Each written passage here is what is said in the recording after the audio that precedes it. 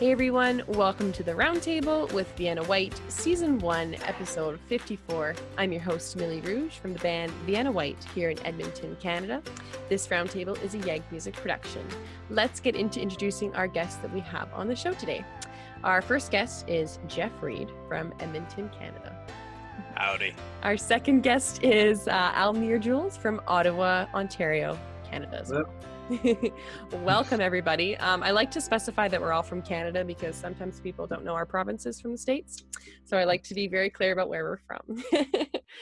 So thank you all for coming on the show today. I want to first start off by asking a very simple question of how is your day going so far? It's a very, very difficult question, but how is it going so far? What are you up to in Ottawa, Almyr?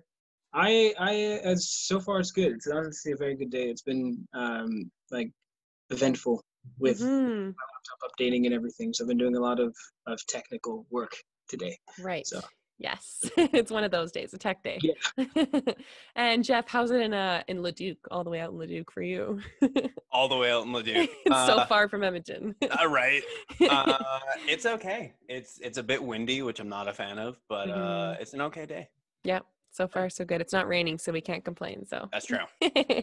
Awesome. Well, glad to hear. I want to actually jump into talking about both of your musical journeys. I know you both have been playing for a while, so I'm curious to kind of know more about it. So Geoff, can you actually kind of tell us, because I actually don't know the origin of how you got into music, but can you tell us kind of how you got into music and where you are now with your music and what you're working on? Yeah. So I want to say it started when I was like 4. My dad was a singer, songwriter, guitar player in a metal band back in the 80s and the 90s.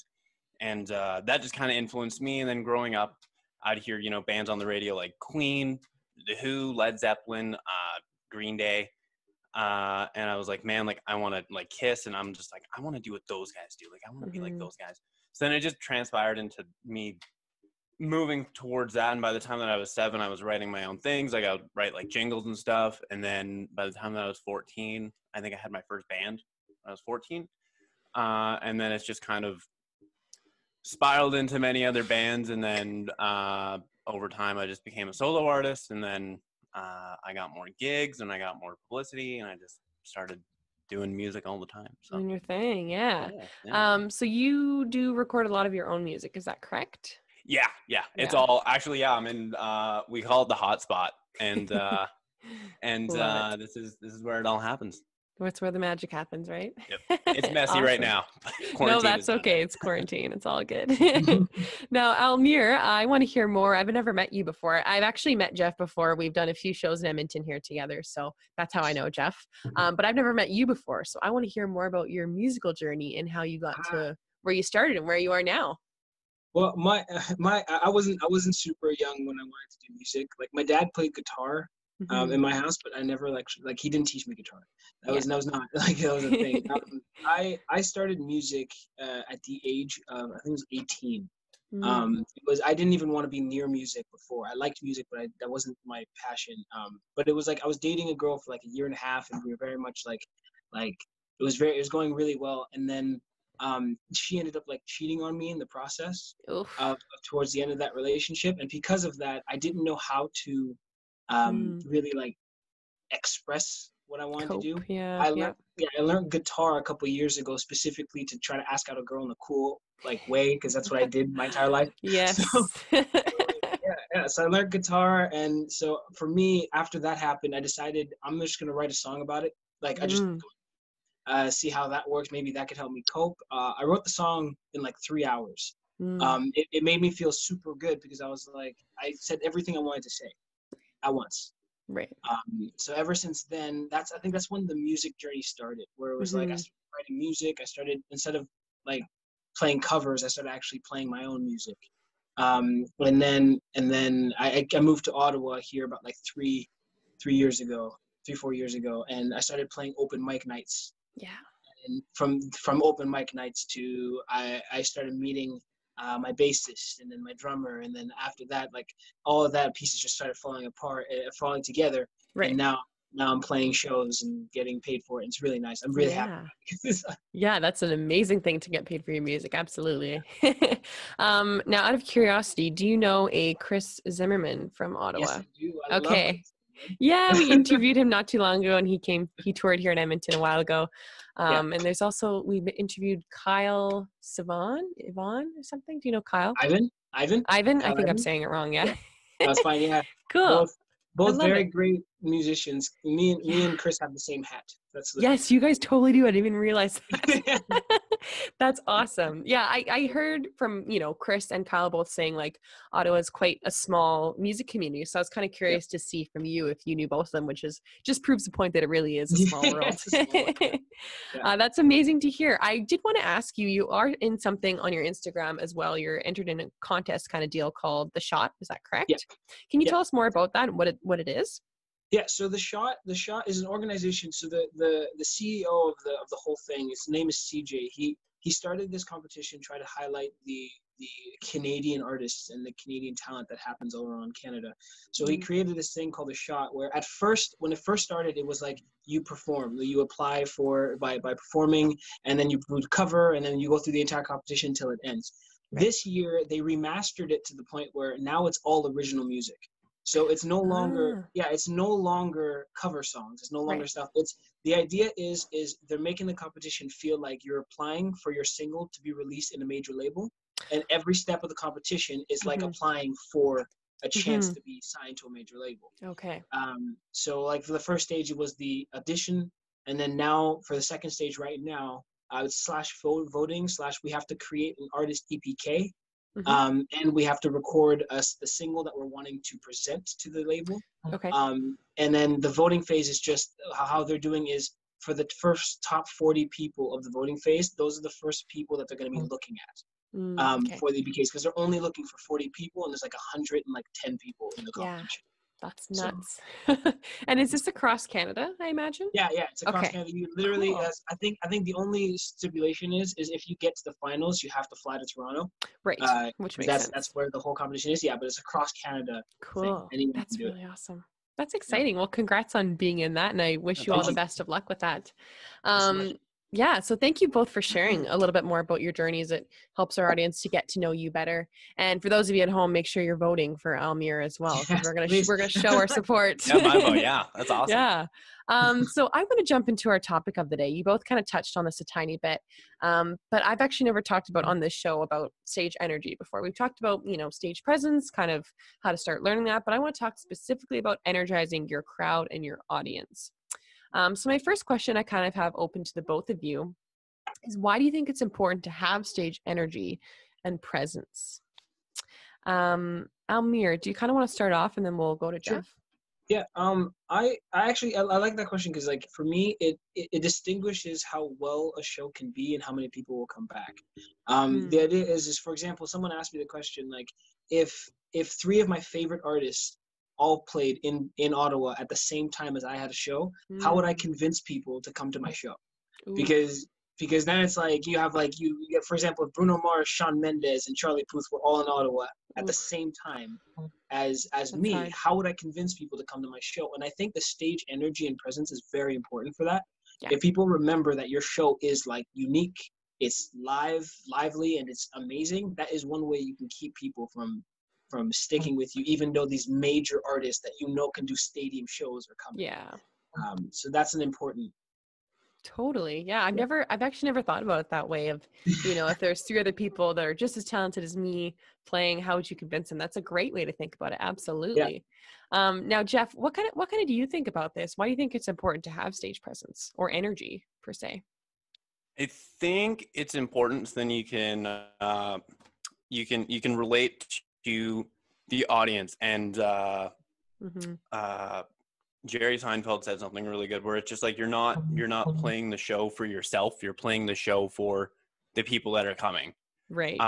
Obviously comedian and musician, 2 different spectrums, but it's both the entertainment business. Yeah. And he had a really good point about that, and you need to be able to grasp onto you're up there and you're doing your job, and you have to be able to hold on to their attention, you know, and we're living in a day and age where attention span is very short. Yeah. So, I mean, like, they're paying to come to you, and you have to hold on to their attention. So, you have to relate to them, say things that will hold on to their attention. Sorry, I'm totally dragging this on, but, you have to put on the spot, but, you really have to vibe with them. You have to connect with them. You have to be there with them. Yeah. Yeah. I totally agree. I love the choice term you used, to vibe. That's a great way to kind of sum it up. You really do. Are we vibing? We're vibing. I beat you to the punch on that one. So my next question is, do you think it's important for every band member to have stage presence, or do you think that it should be left to the lead singer of the band to kind of hone in the energy, hone in the crowd? Do you agree with that every band member should have the energy? Why or why not? I'll give you a minute to kind of, I think so. And I think that it's because a lot of my favorite bands and artists, it's like you look at them, and I mean, like, one of my all-time favorite bands, Mariana's Trench, and it's just like everybody knows that band, and it's everybody knows that every member in that band is a member of that band. And, same thing with my other favorite band, Green Day. Like, everybody, it's not just like, it's not Billy Joe up there. It's like you got Mike on the bass, you got Trey on the drums, you got Jason on the other guitar. It's like everybody knows every member of that band, and it's because they all have their own persona, they all have their own vibe, they all have their own thing going on up there. You're not just there to see one. It's a band, and they all have that. And I think that it is important for every member to have that presence. I think when you think of like Maroon 5, I only know Adam Levine. That's the only dude I know. I was actually thinking about that too. Yeah. And I kind of know his guitar player, but yeah. No, I totally agree, because it's like realistically, if you want to be a solo like just you, do like everybody else, like Sam Smith, Shawn Mendes, Charlie Puth, like them, they have a band, but you only know them. But for me, like when it comes to the band, like for me, like 5 Seconds of Summer is an amazing, because like you for the longest time the drummer never sang, and then out of nowhere the drummer starts singing. And that's what I like about the stuff, is you can use aspects of your band that you've never used before to like gain more fans, or to re-energize. Like, same thing that we were in the first question, how do you keep people entertained? Use every part of the band.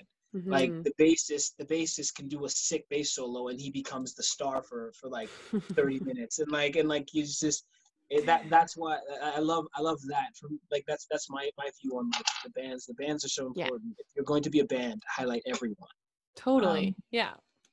It's important, right? I think it's kind of useless if you're just one person kind of is leading the whole thing. Like, I know some bands do kind of operate that way, but I think for me, I can't really get behind it, because as a musician, but also as someone just watching, I'm so much more entertained when everyone is like having the time of their life, like, looking at each other, vibing out with each other. And like, it's so much more entertaining. Absolutely. Yeah. So, and I think when you do compare it to people like Shawn Mendes or Taylor Swift, for example, if you do actually pay attention when you go to concerts to not just the main singer, if you actually look at the dancers, if you look at the people playing in the back, there's actually so much going on that you are completely missing, because you're just kind of like starstruck by Taylor Swift or whoever. So if you look at the dancers, it's incredible the amount of energy and work they put in. And I, for myself, like when I watch SNL, for example, when they have these live performances with the singers, and the singers are just kind of casually doing their thing, but if you look at the dancers, they are so intense, because they know this is like their shot, their opportunity. If they're not showing the stage energy, it could be on to the next dancer, right? So I think it's a crazy kind of concept, but it's super important to think about. I kind of want to know if you have any pre-rituals or kind of routines that you go through before you have a show to kind of hype up your energy or to get you in the zone. I know everyone has their own kind of different way, so I'm curious to know what you guys do before a show. I can tell you what I do. I actually have a playlist of 10 songs I listen to before every show I do. Cool. It allows me to go through a spectrum of different emotions. It goes from like slow, sad to very happy to very energetic. And it's just all the songs in my entire life that has really changed my view of music is in this playlist. And I just listened to that playlist 30 minutes. It's a 30-minute playlist, and it's 30 minutes before I even step on stage, just so I can get into the right mindset for what I want. That's my ritual. every Yeah. time. What are some of the artists you have featured on this playlist? I'm curious. Yeah, I have. So my top 5 artists I have, and then I have like 5 others. So I have Shawn Mendes, Charlie Puth, Alec Mm. Benjamin, Bruno Mars, Mhm. and Michael Jackson are like the top Nice. 5. And then Yeah. I have Ed Sheeran in there. I have was it Quincy X2, Quincy Mhm. X2. How have we never met before? I know. Man, like, damn, that's a good playlist. Send me that, man. Come on, let's go. No, it's that they're all energetic, but they're all I love them because they're all people. Like, I'm a songwriter. Like, I like Mhm. writing stories, and Yeah. every one of those artists has been able to write stories, stories that I can keep. Like, it doesn't matter if I don't even look at them on stage. I can envision exactly what they're saying, and that's how I write. Yeah. And all of them write the same, and that's why they're in that playlist. I love Mhm. it. Yeah, those are some great combos. I agree 100%. Geoff, what are some kind of, I know I've seen you at shows, but I've never really seen what your pre-show rituals are that you kind of do to help get yourself in the zone. Running to the bathroom 5 times before I go on stage. Literally, and I just realized that I started doing that. No, but you know what? Actually, back on the playlist thing, I actually do that too. Because Mhm. I live outside of Edmonton, so I have to drive into the city for my Mhm. shows. And on the way to the show, I'll be driving and I'll have my playlist going. So I actually have about like 10 or 15 songs that I listen to. Mhm. And then I text one of my best friends, and I'm like, I say my little ritual thing, and she says it back. And then I started drinking again, which sounds like kind of sketchy, but not like drinking. Yes, I know what you mean. But yeah, like for a while I hopped off, and then so I think I take a shot of Jack Mhm. just to loosen up a Loosen bit. it up, yeah. Loosen it up. My friends and family come, so I usually talk to them. Mhm. Be like, hey, let's do this. And then yeah, I get like really motivational, which is weird. It's like Mm. right before a show, I'll like anybody that's not at the show, I'm just like, all right, this is it. We're doing this. This is, thank you so much. Like, I'm that guy. And then after the show, even after the show, it's like a post-show ritual. Yeah. I don't know. I think that's my show ritual. Yeah. No, I think that's great. And I know alcohol for some people, as funny as it sounds, it is great to just kind of have that one drink and you're like, okay, like your brain kind of gets rid of all that like crap that's kind of floating around. You're like, okay, I'm ready. I can do this. Right. But there is a fine line of one drink and then 6 beers and you're like just making a mess on the stage. You're just playing like crap. And I know there's some bands that like love that, but yeah, I have my opinions on that. But anyhow, I think it's important to have for sure, like some little pre-rituals for sure. And I agree with you, Geoff. Every time I have a show, I go to the bathroom like 4 or 5 times. I'm like, I'm sorry. I don't know if it's like nerves or if it's just like, like, maybe I don't know. a combination, I'll like text because like I know my brother-in-law, this is going to sound weird, but I'll be like, hey man, meet me in the bathroom. I need a pep talk. And he's like, all right, I got you. I got you. It's fine. Well, I think too, I like to really stay hydrated, like my throat wise, really before a show. So I'm drinking so many liquids just to like warm it up and like, so I think it's kind of inevitable for sure. See, that's something I don't do. It's just sad. It's very sad to say. I don't drink, and I keep doing it every show. I'm like, I need to drink water, and then like I'm on stage halfway through my set, and I'm like, I need water. Yeah. I'm very adamant about like I need to have like a cup of tea and also just regular water, just because I'm like I need all the liquids just in case my throat just cracks. So that's probably why you go to the bathroom every 5 minutes. It's probably why. Exactly. Yep. Yeah. That's definitely why.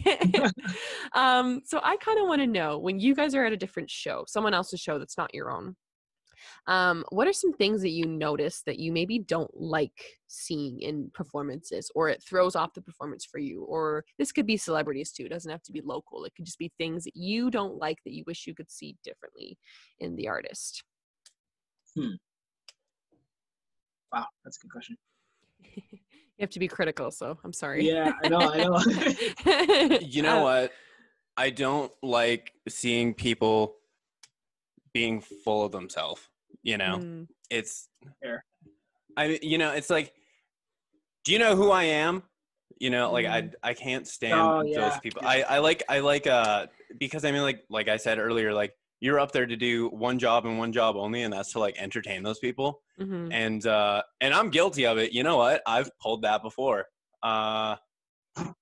And you know what? It taught me, you know what, dude, like you're up there and you're just there to be the best you and bring the best you to that crowd, because that crowd is literally paying you to entertain them for that amount of time. So you know what? Don't be a jerk. Be respectful and just be a genuinely good human being. You know, just give respect, give love, good vibes. Yeah. Yeah. And most people that go to live music shows are in that kind of same realm as you're saying, Geoff. Like they're supportive. They're most people aren't, you know, they won't pay to watch a show and boo you off the stage. They're usually there to be like, so just be appreciative, awesome. You know, like be an appreciative entertainer, and as a crowd, vice versa. You know? Yeah. Be supportive. Yeah. What do you think, Almyr? See, I'm on the same like lines as him, as Geoff, because for me, mostly though, I think it's engagement with the crowd. I like when I go on stage, I try as hard as I can to not only entertain music wise. Like if you talk to anybody that goes on my show, the one thing I've heard constantly is my banter is hilarious, and people just like listening to me talk while I sing. So it's like throughout the whole show, I'm engaging. I'm trying to keep them like entertained from beginning to end till I go off.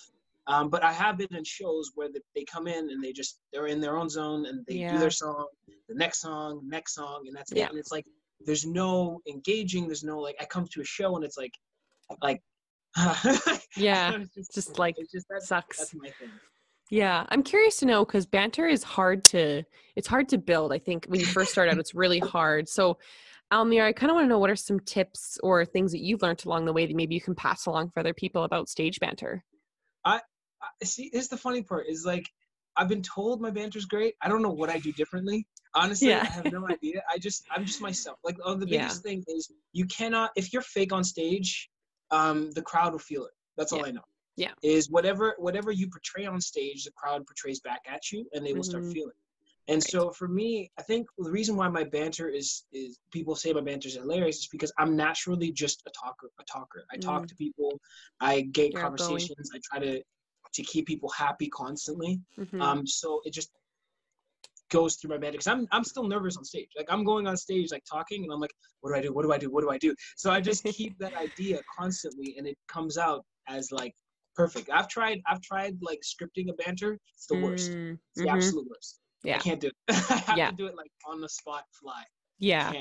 Absolutely. I think if people are like really nervous and fumbling over their words, I think that's where a script could be really great. But if you're kind of a naturally just like energetic, outgoing person, and I know, Geoff, you're outgoing in your shows too, like you just talk to the crowd, you just get them involved. So I think it depends on who you are, right, as a person. So I think that's a great advice though. Like just be authentic, be yourself, because it's so true. People can see right through it. I've seen it so many times. So I have a question that's kind of like a would you rather question. So would you rather only play live shows for the rest of your life? So you can only play live shows. That's the only thing you can do with music. Or would you rather only release albums for the rest of your life and not play live? So if that makes sense. So you can only play live, or you can only release music. You can't do both. So whichever you choose, why do you choose that response? Having a day job and not having a day job is basically that question. I know it's tough. You know what? I like being artsy and creative, and I like writing and producing and mixing and making music and releasing music. But playing live is just, it hits different, man. Like it's just like, you know, it's like just such good energy, and I just, you know, just good vibes. So many nice people. You would choose live? Yeah. Live, yeah. Cool. Yeah. How about you, Almyr? It's such a hard, I love them both. I think at the end of the day though, I think I would actually choose recording and releasing albums. The reason why is like the biggest reason why I did music was to tell a story. Right. And for me, like I as much as like you can go live and sometimes some people just don't get the story, and that's totally fine. But if my entire life I can sit at home, record music, record stories that I know that I've lived, and release them, for me, I feel like that, like for me, like Michael Jackson, like I will have his stories for the rest of his life. Yeah. I'll have everything about him, even though he's passed on and he's not doing anything anymore. Yeah. I can listen to his stories constantly. But if I didn't release anything and just had live video can be lost very quickly. True. And so I rather have like the stories in albums. That's a great point, actually, because That's a really good point. Yeah, when you go to concerts, like if you think about that, if you go to a Shawn Mendes concert, for example, you can remember most of it, but a lot of it is kind of lost, right? So that's a great point. The albums are really like a time capsule that realistically lasts forever. So that's a great point. I think you both made great points about each, but it's a really hard choice. You know what? I want to change mine because you know what? Thank you, Almyr, for educating me. You've actually changed my opinion. Thank you. He convinced you. Yeah. No, that's beautiful. Yeah. Wow. No, that's great. I love it.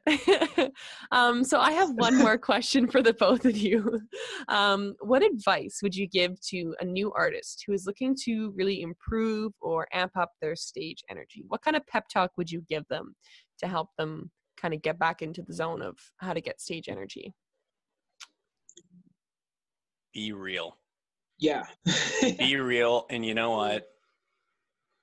Go to your bathroom, strap on your guitar, and play in front of the mirror for 2 hours before your show. And video record yourself. Yeah. Don't overanalyze yourself, but just see what you're doing. Find out what you love, do it. And practice doesn't make perfect. Perfect practice doesn't make perfect. And even though nobody's perfect, only you can bring the best you to the crowd. So you know what? Do it. And live your life. Have fun. Enjoy yourself. There you go. I love it. That's great. Nice. That's really great advice. What do you got, how about yourself, Almyr? What advice would you give? I would. He said all of it. I feel like you could say it so much better. You have a better way with words. That Michael Jackson thing, that was tough to me. Yeah. No, I don't know. I would say, like, honestly, like, don't, like, I like the don't overthink things, but it's just like, do what you think is good. There are 8 billion people on this planet right now. I know for a fact 100 people will like your style. So realistically, if that's the case, that's 100 more people you didn't have yesterday. So just be real. Like, don't, like, release. If you're gonna do a show the way you want it, not the way someone else tells you. Release the song the way you want it, not someone else tells you. Because at the end of the day, if you want to have good stage presence, you cannot show good stage presence unless you like what you're doing. So realistically, if you like what you're doing, you'll be fine. It'll fall into place. Said everything.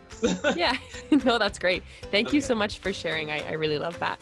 So that was actually our last question of the day. I mean, we could talk about this for days, but we are out of time. We are so lucky to have had you both on the show today. If you guys are at home watching this roundtable on YouTube, make sure to like, subscribe, and hit the bell button because we post 2 shows Monday to Friday. So there's lots of content to watch. If you want to hear this conversation via podcast format, head over to Spotify and type in the Vienna Whyte podcast, and you will find us. Now, before we head out today, could I get you both to say your stage name and your social media of where you want our audience to find you? So, Geoff, can you start it off? My name is Geoff Reid, and you can find me on Instagram under Geoff_Reid_music. And you can also find me on Facebook under Geoff Reid. And that's me. Also, I'm on Visco. You can find me on Geoff_Reid_music. And you're also on streaming platforms as well, correct? Yes. Oh my God. Yeah, totally. So you can find my music on, I have Don't songs. Forget that one. I wrote those. I'm available on all streaming platforms. If you're an Apple person, Apple Music and iTunes, Spotify, Deezer, iHeartRadio. Beautiful. There you go. Awesome. And Almyr, can you sign yourself up?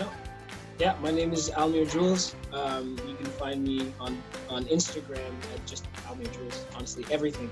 Search anything you want, just put Almyr Jules, you'll find me very easily. And I am also on all streaming platforms. I have a single coming out in the next month and a half, which I'm stoked for.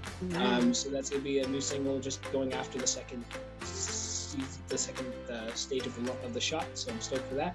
But yeah, you can just find me on any platform from there.